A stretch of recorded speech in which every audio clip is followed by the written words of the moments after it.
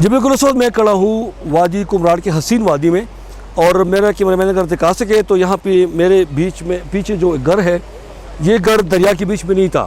یہ دریا کے کنارے آباد تھا، اور لوگوں کا کہنا ہے کہ یہ جو دریا ہے یہ اس طرف بہتا تھا، مطلب اس گھر سے نیچے کی طرف۔ مگر جب 2010 میں سیلاب آیا تھا اس نے میں نقصان پہنچایا، جب 2022 میں سیلاب آیا تھا اس کے بعد جو دوسرا سیلاب آیا اس نے تباہی مچائی، بڑے پیمانے پہ اس علاقے کو نقصان پہنچایا، اور ہوا یہ کہ دریا کا ڈائیورٹ ہو گیا اس طرف، مطلب ہے کہ نیچے کی بجائے اوپر کی طرف، مشرق سے مغرب کی طرف ڈائیورٹ ہو گیا، اور وہ پر یہ ہوا کہ یہ مکان ابھی درمیان میں رہ گیا۔ مقامی لوگوں کے سے ہم نے جو بات چیت کر لی تو یہاں پہ زیادہ تر لوگ کوہستانی زبان بولتے ہیں، تو ان کا یہ کہنا تھا کہ سرکار نے کما حقہ جو کرنا چاہیے تھا اتنا نہیں کیا۔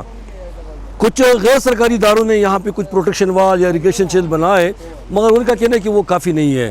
اس کے علاوہ یہاں پہ بہت زیادہ جنگلات ہیں، اور ہم جب کل آ رہے تھے راستے میں تو ہم نے دیکھا کہ بہت بڑے بڑے جنگل کے جو ہے کم از کم اس کے جو 2.5 میٹر تک قطر، تو 3, 4, 5 میٹر تک اس کی 2.5 میٹر دیار کی اتنی قیمتی بڑے بڑے درخت موجود ہیں، اور وہ کاٹے گئے تھے، کچھ پڑے تھے، اور ہوا یہ کہ اس کو قانون سے بچانے کے لیے 3 فٹ تک اس کی کٹائی کی گئی تھی۔ تو یہ بہت بڑا خوبصورت علاقہ ہے، جنگلاتی علاقہ ہے، ٹورزم اسپاٹ ہے، یہاں پہ دنیا جہان کے سیاح آتے ہیں ہر سال سیر کے لیے، مگر ایک تو یہ کہ یہاں کے راستے جو ہیں وہ صحیح نہیں ہے، اور دوسرا یہ کہ جو سیلاب آیا تھا اس نے بہت بڑے پیمانے پہ تباہی مچائی۔ یہاں پہ جو مکانات تھے، جو ہوٹل تھے، جو دکانیں تھیں، جو زیر کاش زمین تھی، کڑی فصلیں تھیں، وہ سب ملیمیٹ کر دیا، سیلاب برد ہو گیا، ختم ہو گیا۔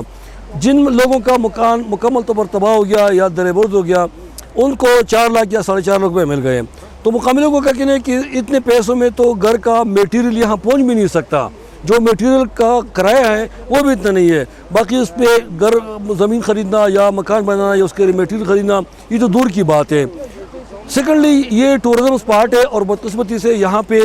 جو ہمارے صوبائی حکومت ہے یا وفاقی حکومت ہے یا جو سیاحت کو ترقی دینے کے دعوے دار ادارے ہیں انہوں نے اس پہ کوئی خاص توجہ نہیں دی۔ یہاں پہ سیاحوں کے لیے کوئی خاص مطلب کہ فیسلٹی نہیں ہے، خاص کر غیر ملکی سیاح جب ادھر آتے ہیں تو ان کو کافی مشکلات کا سامنا ہوتے ہیں۔ ٹھیک ہے، نام کے تو ہوٹل بنے ہوئے ہیں، مگر یہاں پہ دیگر جو سہولیات ہیں وہ کافی مطلب ہے کہ نہ ہونے کے برابر ہے۔ تو یہاں کی جو لوگ ہیں یہ مطالبہ کرتے ہیں کہ یہ جنت نظیر وادی کمراڑ جو ہے اگر اس پہ حکومتی ادارے توجہ دیں، یہاں کے لوگوں کو بنیادی حقوق دیں، یہاں پہ سڑکیں بنا دیں، اور یہاں پہ مطلب ہے کہ ان لوگوں کو صحت کی سہولیات، تعلیم کی سہولیات، پینے کے پانی کی سہولیات یہ فراہم کر لیں، اور انفراسٹرکچر بہتر کریں، تو یہاں پہ نہ صرف پاکستان کے کونے کونے سے بلکہ پوری دنیا سے سیاح آئیں گے، اور یہاں پہ جب سیاحت فروغ پائے گی تو سیاحت کو ترقی دینے سے یہ پسماندہ علاقے بھی ترقی کر سکیں گے، اور اس سے بہت زیادہ ریونیو کلیکٹ ہوگا، اور اس پسماندہ علاقے سے